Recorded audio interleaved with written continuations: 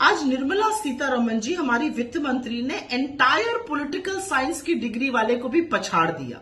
America में वित्त मंत्री बोली रुपया कमजोर नहीं हो रहा है, डॉलर मजबूत हो रहा है।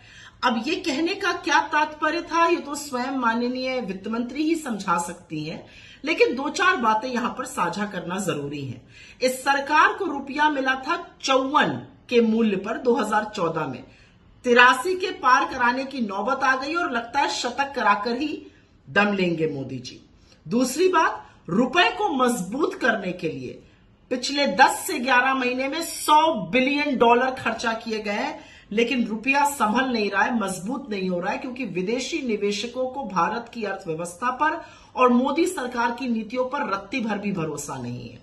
तीसरी बड़ी बात, और यह जरूरी बात है समझना, 86% भारत का ट्रेड डॉलर में होता है। तो जब रुपया कमजोर होता है और डॉलर मजबूत होता है तो उसका दुष्प्रभाव हमारी अर्थव्यवस्था पर, हमारे एक्सटर्नल ट्रेड पर, हमारे इंपोर्ट हर तरह से पड़ता है।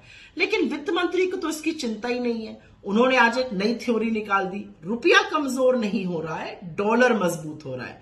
वैसे ही जैसे उनके आका ने एक बार बोला था कि सर्दी नहीं बढ़ रही है, लोगों की उम्र बढ़ गई है, वो सह नहीं पा रहे। खैर, मुझे ऐसा लगता है कि कमजोर होता रुपया महंगाई को बढ़ाता है, टूटता होता रुपया आपके खाने की थाली तक को प्रहार करता है, और इसलिए वित्त मंत्री को इस तरह के बयान देने से बचना चाहिए। लेकिन लहसुन प्याज वो खाती नहीं है, रुपया जो है वो कमजोर हो नहीं रहा है, बेरोजगार है नहीं, फ्री फंड का खाना मिल रहा है, महंगाई कहीं दिखती नहीं है, यही सब बातें कहकर काम चलाया जा रहा है। देश की जनता जूझ रही है तो जूझ रहे, उनसे उनको क्या मतलब है।